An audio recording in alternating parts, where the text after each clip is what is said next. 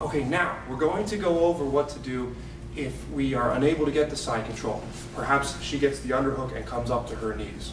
So, this is one of my favorite submissions. It's called the Darce choke. I feel like it works very well for me because I have long arms. It could work well for anyone, but it will be especially useful if you have long arms. So we're here, and I'm controlling her just like before. Everything's going to be the same. Only now, let's assume that as I'm coming under, she gets the underhook and begins to come up to her knees. So what I'm going to do is whizzer her arm so she doesn't get my back. And at this point, what I like to do is push the head down and punch the hand through as far as I can to get it up over her head.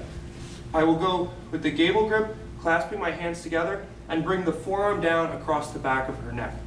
Now from here, it's a very simple twisting of the wrist and a push with the shoulder to basically roll her to over her far shoulder here and put her back on her back, just like that. Okay, can we try one more time, please? So we're here. I get control of these arms first, because again, you want to watch out for an arm bar or a triangle choke or something. By controlling her arms, I prevent her from really grabbing me. Knee up, sit down. Knee across, she gets the underhook. As I come around, I'll whizzer the arm here. As she comes up, clasp the hands. I rotate the wrist to put her on her side or her back. Let's assume for the moment she lands kind of on her side there. Could we turn perhaps this way, please? So we were here with her with the underhook and me having the whizzer here, okay? After I roll her over, I'm going to take my hand. I like to push on the back of the head and feed this through even more.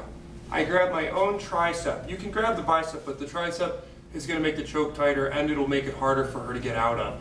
And you will not need as much arm strength to hold on to this. The other hand is going to reach up and hook her like lat here, right below the arm, near the armpit. I like to sprawl back with the legs to put all my weight on her, and then I'll squeeze gradually with the arms just until I get the tap. Okay, and this is a very painful submission at times, so I like to be very slow with the squeeze so it doesn't hurt the training partner. When you're doing this one, you can squeeze with the arms. That is a good way to finish it, but if you squeeze as hard as you can all at once and you don't get it, your arms are going to start to feel like jello once they get out of the choke, and at that point it's very hard to do anything with the arms.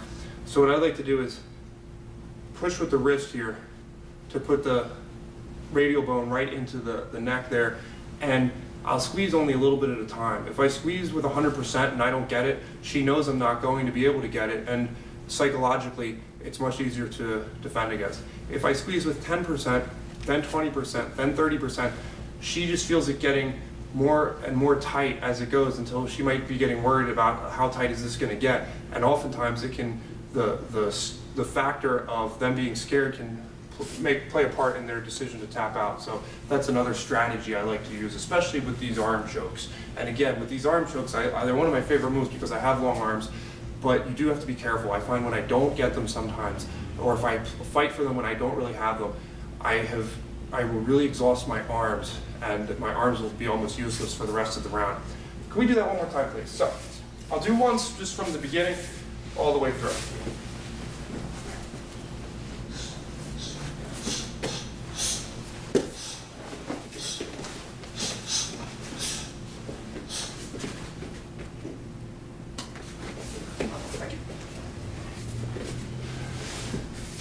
That's the cross knee guard pass into side control and the cross knee guard pass into the Darce or Bravo choke.